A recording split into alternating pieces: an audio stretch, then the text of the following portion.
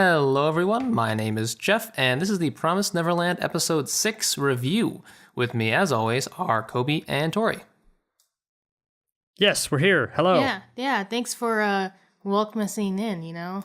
Why is there always Welcome a to seeing gap? us Like, in. there's just a silence between when I say welcome to the show, and there's like a solid 2 seconds where no one says shit. You're right. Okay, next time I'm gonna be on it. Like you're gonna say, welcome, as always, joined by Coby and Torie. I'm you gonna need be to on say it. something before I even finish the sentence. No, I guess I'm waiting for you to say some more. Say a bit. Yeah, you usually because you used to say hello, guys. So that's what we were used to. So now, okay, but you want it now. You got it. We're gonna be completely different now. Yeah. Okay. Yeah. So you say interrupt me before I finish my sentence, and I'll also say welcome to the show, guys. So it'll be really confusing. Cool. Okay, we'll save that for next time. So yeah, let's get into the discussion, shall we? Yep. We shall. So the episode begins where we left off with a cliffhanger, where Dawn and Gilda are infiltrating Mom's office, trying to figure out where the secret room is and what lies beyond the secret room. Last episode we found out it was locked, and there was a door opening to Mom's office, and we were wondering who it was. And I thought it was going to be Crone, and Coby, you thought it was going to be Crone as well. Yep. And Torie, who did you think it was going to be? I thought that was Ray. And she thought it was going to be Ray. Turns out we were all wrong, and it All was one wrong. of those like, wah, like, oh, it's actually Phil, the little kid. The real spy. The little kid, Yeah, which the one actually... who has more going on than meets the eye. There's something up with Phil. I totally agree. I think, especially because he's mentioned kind of twice in this episode. We'll get to the other mention later on. But yeah, like, I think Phil has a secret, and we'll learn that secret later on. But yeah, for now, it's just Phil, and Dawn and Gilda are like, oh, okay. You know, Phil's playing hide and seek, and Dawn and Gilda are relieved. And eventually they manage to escape the room without being discovered. And Dawn reveals to Gilda that he escaped with the key to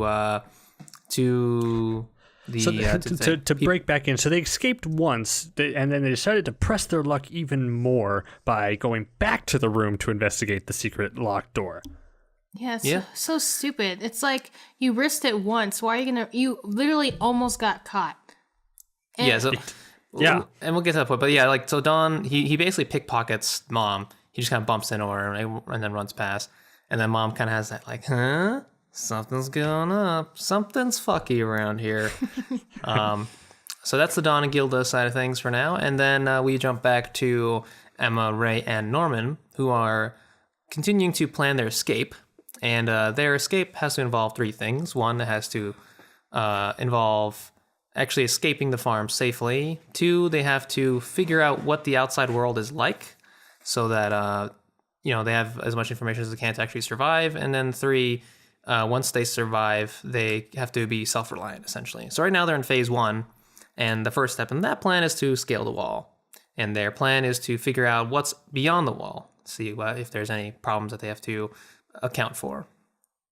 And after this, the episode kind of diverges. It kind of cuts back and forth between the original trio and Dawn and Gilda, Dilda, as we That's a horrible discussed name. last That's time. not Dilda, do not and call them Dilda. I don't think we have one for How about Renemen? Ray Norman? Renemen?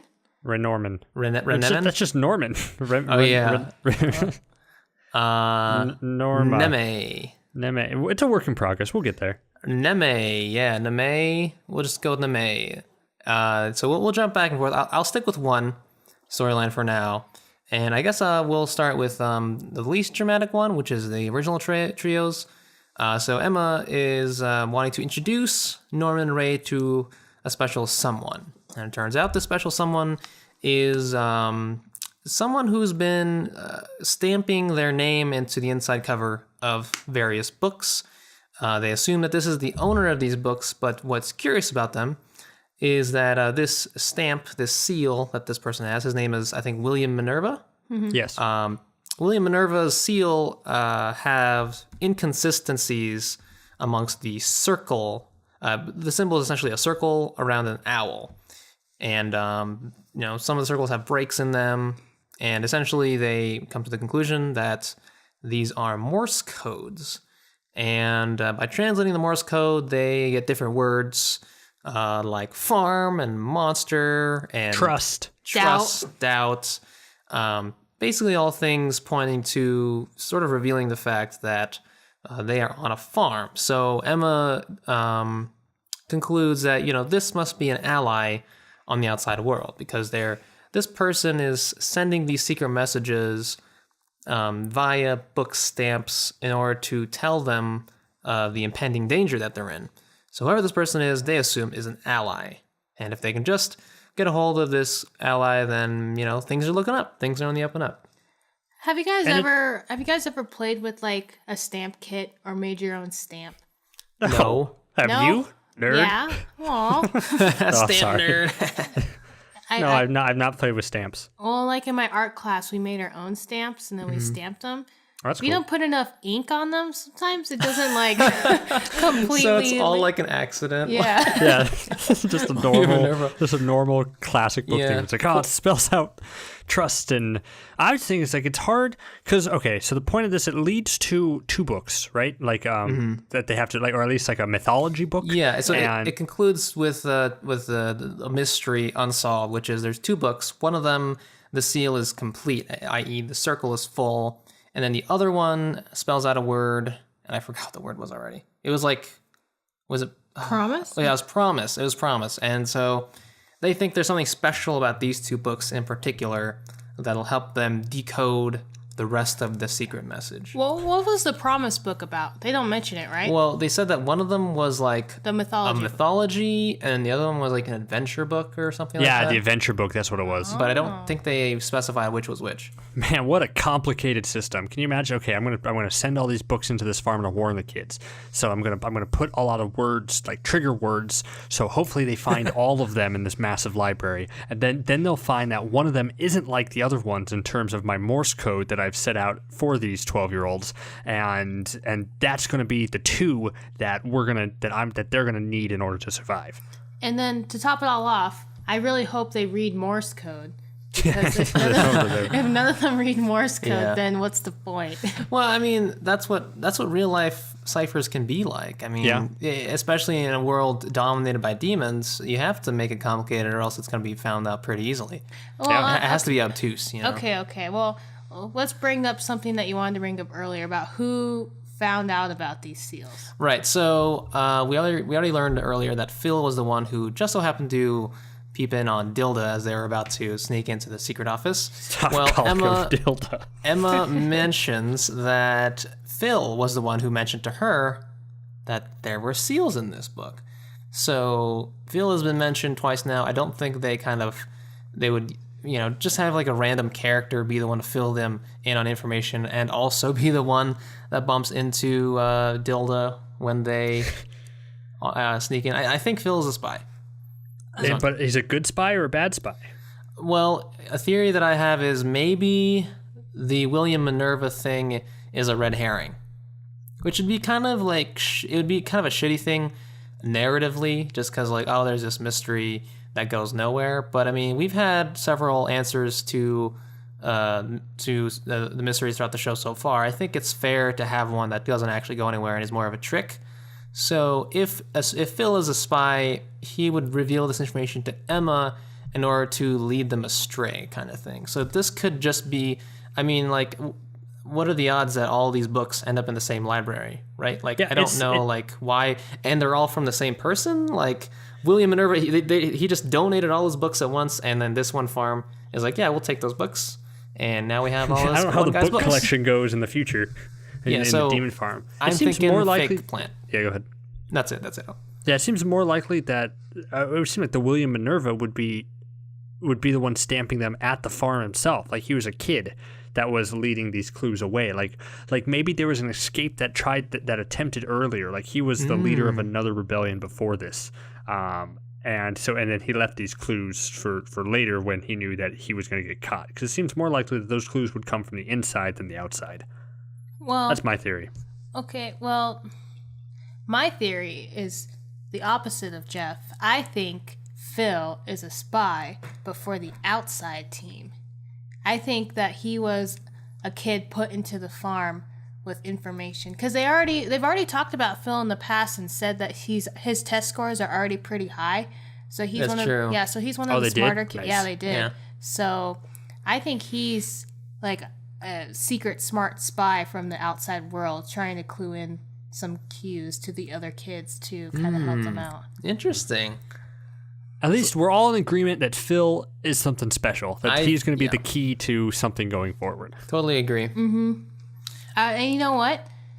Phil, Will, William is short for Philium. William Minerva. Oh my god, it makes so much sense. See, he's the one with the weak stamps. yeah. Fuck, this stamp has no more ink in it. Oh well. So that's one storyline kind of wrapped up. The other side of the fence, I'll stop calling them Dilda for you, Coby. You can if you want to. But I'll call them Gone. Gilda? Gone? Whatever. Gone. Gonda? Gonda requires aid. Gonda. They went back to the room with the key in hand. And what is revealed past? Well, first room, more books and also her uniforms. And then there's also a trap door which leads down. And this room, more books, but also all the toys of the past children who were sent off, including Connie's bunny.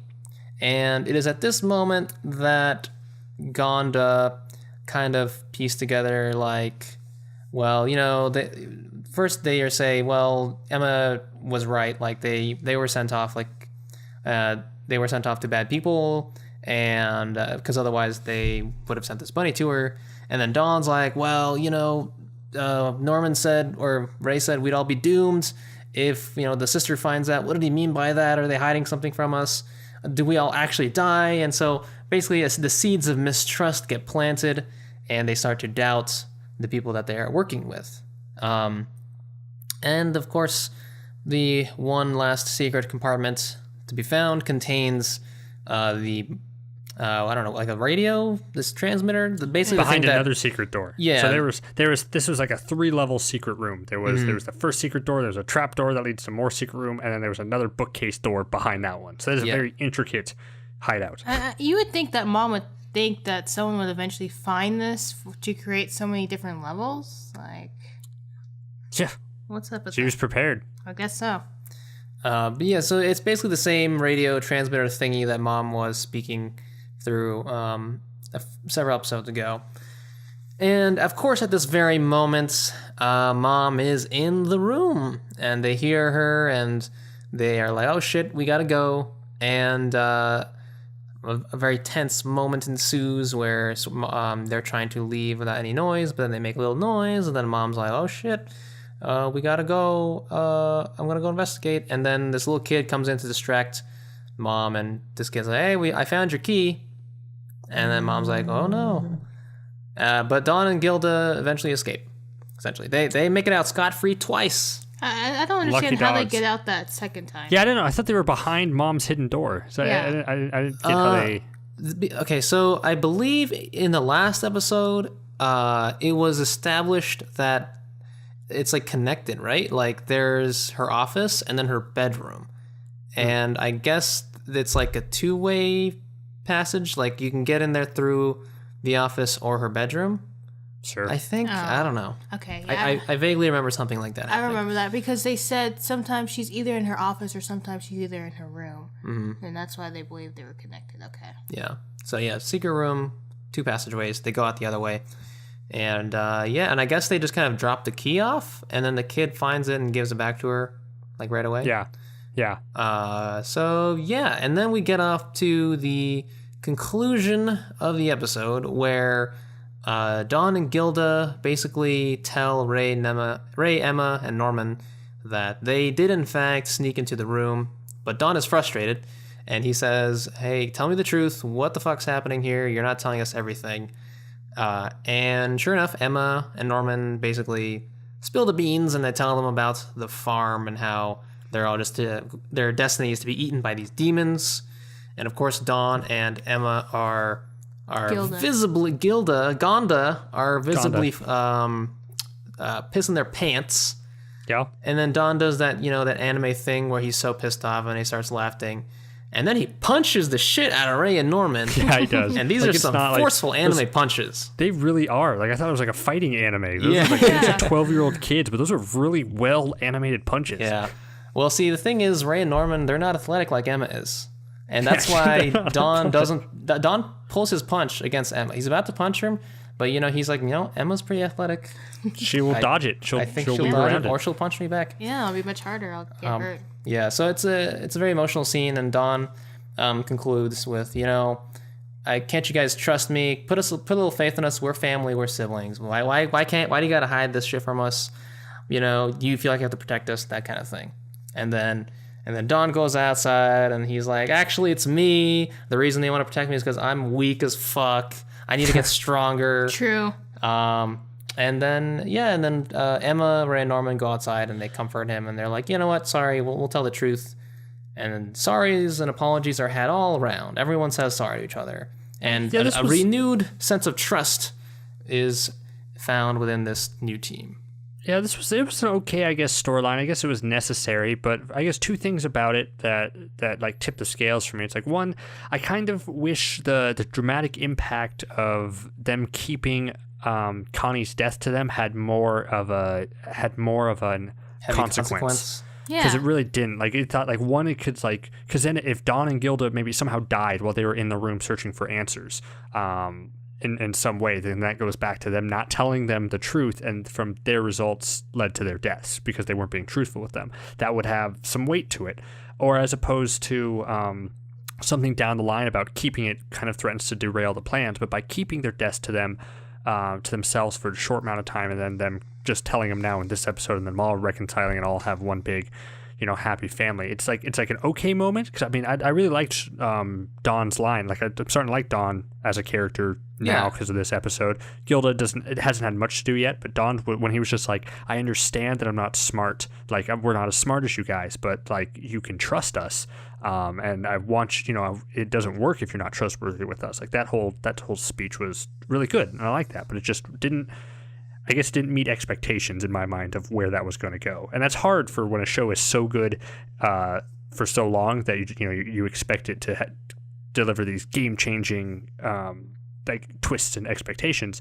So when it doesn't quite meet them, even though it's perfectly serviceable, it's still a little bit of a letdown. But yeah. No, I agree, especially on your expectations, because the whole point of keeping so much information from Dawn and Gilda was, one, to protect them from the truth, to keep them more positive, to keep them more confident. And then two, was to protect them from Mama. Like, if they go around knowing all of this, they're not going to be so cool and cool-headed as much as Norman or Ray is. And Emma even had a hard time doing that. It's like they're jeopardizing the whole entire plan and project and escape just by having more and more people know. I wish that at least Ray, I can't expect Norman to do it because he likes Emma, but at least Ray to give them more slack. Like, I can't believe you guys did this behind our back. You really jeopardized the plan. You really could have potentially ruined everything. You could have gotten killed. You could, the worst could have happened. You got to imagine that the worst could happen in these days, and you can't just disobey us when we tell you not to do something. It's I just wish they would have gotten more on their case, because in the end it could have really been that way. It's I don't know, I just wanted them to be more forceful in their decisions and not just be like, oh, I'm so sorry, please forgive us. Yeah. Well, I don't know, I disagree with you guys, because I think I kind of know where the story is going, and I suspect that, I mean, obviously one of the themes is family, right? It's all about family. It's all about trusting your family. And the fact that Dawn and Gilda took the risk to go to the room anyways was because they didn't trust, and rightfully so, they instinctually didn't trust that they were being told the whole truth. And that, especially Ray, he's a smart guy. He kind of looks down on everybody. So it's it's you need a team that trusts each other and works with each other. And whenever there's mistrust in there, shit's about to happen. That's the real lesson. It's fucked up that he went off on his own and went to the room and they could have died. But the real lesson is, if Ray, Norman, and Emma had been upfront with them from the first place, then they wouldn't have had to do that. And they probably could have worked together to find a better way to sneak into the room.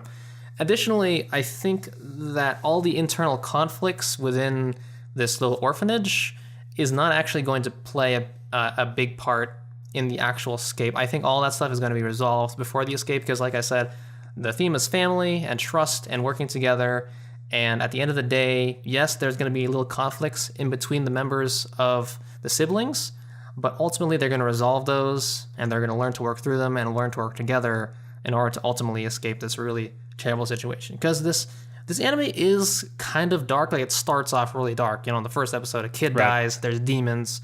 But I don't really know if it's really that dark because since then, it's mostly just been a mind game, you know? Like, hasn't really been any blood or gore or, like, you know, really fucked up shit going on. It's really just a battle of wits, purely. And these are just little kids, you know? I don't really know how far you can go with how dark you can get, really, with a cast of little kids. You know, even though they killed one in the first episode, it's just that, especially with characters that we know and like, are they going to really do terrible things to them? I guess we'll have to wait and see. But ultimately, I like where the story's going. And yeah, we had expectations about, like, oh, this lie is going to have big implications later on. I kind of like the consequence of it. The consequences of it is they become a stronger team. And going That's forward, a good point. There'll be more challenges to go. Because ultimately the enemy is Mama and the demons. Right. They shouldn't spend a whole lot of time focusing on infighting because they're in a world of demons and they got to escape. That's like, you're right. They should solve that. They should squash their beefs. I guess so. But or else they will become beef. I don't mind them. Good one. I like them resolving their issues, but I don't like them that, like, they just ignore the consequences. That's all. That's all I'm saying. It's just there's too much at stake to just go off and do things like that, and just wish they would make them realize that at the very least. I think they did. And, like, yeah, I mean, you know, they said sorry and all that. Like, it was all a lot of fun. Like, Don is, like, the emotional one, it seems to be. He's the rash one, the brash one. Hopefully he'll be the one with the more character development, I guess, because he's like, I want to become stronger. You know, that's the seed that tells us he's going to do something really fucking cool in the future. At least hopefully. Right. Or die. Yeah, maybe. He could still die. You guys could have your death. Yeah, and have resolving eventual conflict at the same time. Okay, then I guess that's what I can look forward to. So that's the emotional height of the episode. There's a little bit more. They basically plan towards the end of this episode. They plan their scouting ahead of the wall with Ray distracting Mom with false information. Ray tells Mom, you know, that Norman is trying to kill her, and then they got into a little spat, and that's why they have these bruises on their face, but the bruises are, of course, from Dawn. And that's kind of an interesting lie because it's like he says, I'm having Ray give her false information about trying to kill him, but he's like specifically asking for those sort of things. So I wonder what the false information is. Like, is he not going to poison her, or is he going to poison something else? Yeah. So we do see a scene where Dawn steals detergent and fertilizer for Norman, and Ray is saying that he's there to Mom that they're using these things to poison her, and he's like, you should replace these things with something else. So we don't really know what the whole plan is, but I think one thing that's interesting is Mom reveals to Ray that the next shipment has been set, and it's actually not going to be what we expected it to be, because this whole time we were led on to believe they've got about a month until the next shipment, right? 2 months. 2 months? They had 2 months from it. Oh, so the next shipment, they said it was at January. Is that supposed to be a twist, or was that just the expected? Because it's October now. Because I thought... Because Ray said something I guess that like... would be, there's no shipment this next time. Yeah, Ray said, so there's no shipment this next month. And then she's like, oh, it's right, it's on January. So I thought... Because I was under the impression that that's what their plan was, that they had a month left to escape, and they were going to escape before the next shipment. But because there is no shipment next month...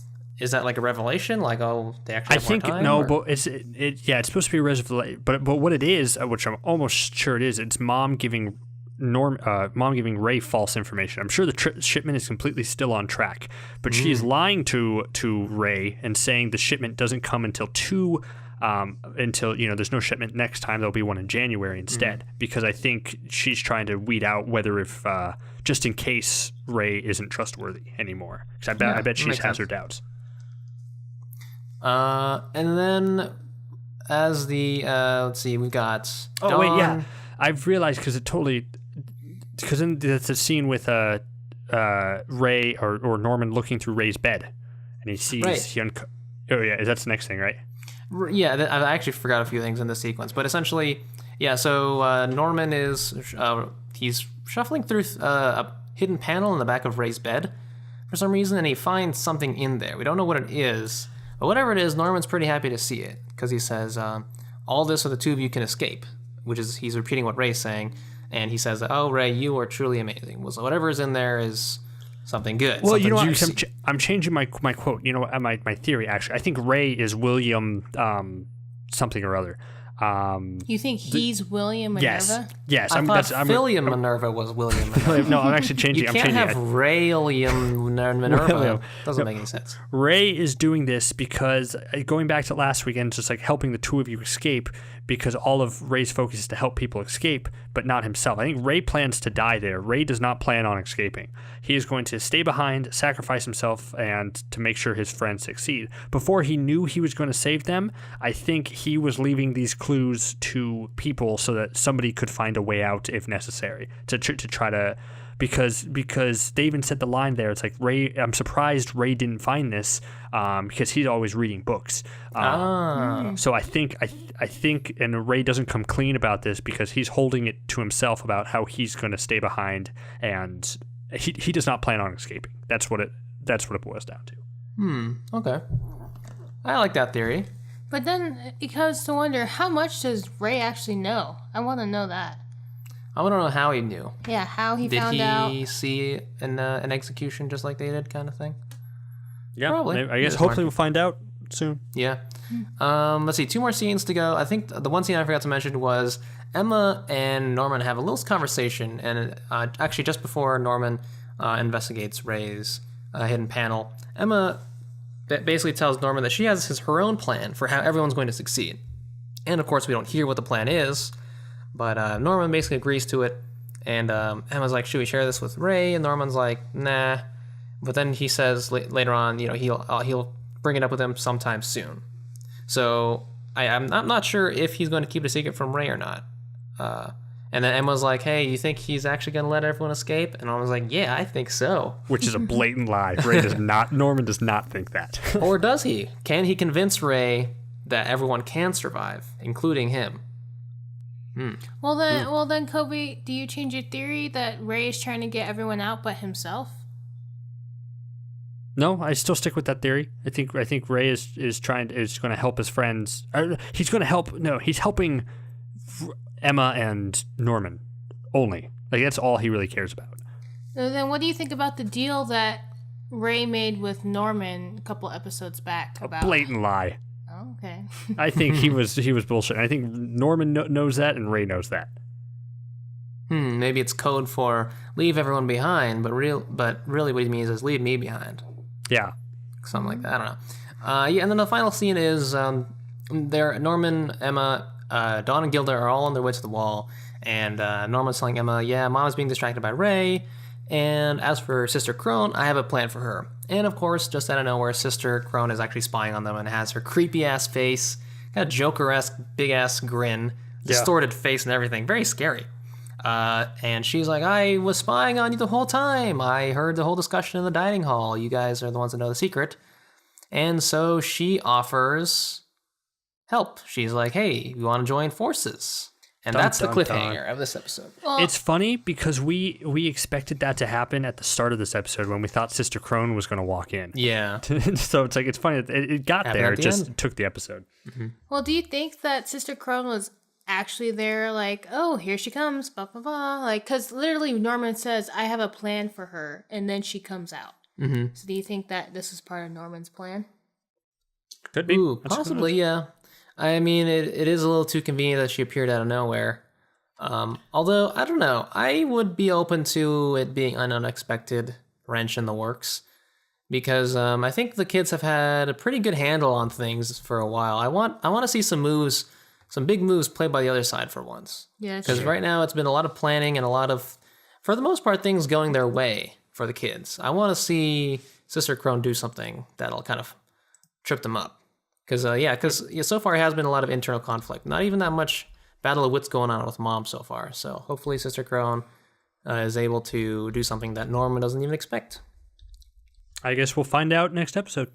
Yeah. I want to see some like drama or blood or something. You want to see more darkness. I want to see more. Yeah, I want to see more darkness. These kids are all in white, running around, having a good time, planning. You want their clothes to get dirty. Yeah, exactly. I like where this is going. It's wholesome. It's wholesome. I think Nice it's far wholesome it's not story. wholesome. I think it's Family. irrelevant. I think the threat of consequences, they're doing a good job of making it. Like I feel the stakes, even though nothing's really happened yet. Like I feel that they're in danger. That's which true. Is important. It is important, but I wonder how long can they keep this up? Because for the most part, it's kind of an illusion because nothing really has happened. I mean, maybe illusion's too strong of a word, but yes, the presence is felt. But I think if nothing of real consequence happens sometime soon, one of us is going to start complaining. Yeah, I mean, I'm going to already disagree with you, Coby, that you feel the threat is there. I personally don't feel the threat anymore. It just seems like everything's under control. Everything is fine. Mom always just gives dirty looks, and that's about it. Yeah, that's their most powerful weapon. Yeah, and Sister Crone hasn't been here until the very end, of course, but it just seems like, like I said, kids running around in white, having a jolly good time planning. I just want to see more action. I want to see more like, oh, how are they going to get out of this? Oh, what's going to happen? I want some of that. I getcha. Okay. Well, is there anything else you guys want to add to this discussion? Nope. I think it was, it's an okay ep, not as good as the other ones, but I felt it was more of a setup and to move the plot along a little more. Didn't no game changing feelings toward it, but it's not bad, and I enjoy it. Coby, what do you think the title of the show means? The Promised Neverland. It means that the place that they're always searching for, and that they have to go out and find. I bet in the adventure book that they just found, I bet the characters in that book are searching for the Promised Neverland. Ooh. And then when they say the title, we can all look at each other like, oh, ooh, they said the title. They said the title. We'll do that. All right. Coby, would you like to sign us off? Sure. You've been listening to this on Nerd Blaze. Like, comment, subscribe, all that fun stuff. We do weekly reviews of Promised Neverland, along with some other cool videos here and there. Thank you all for listening, and we'll see you next week. See ya. Bye.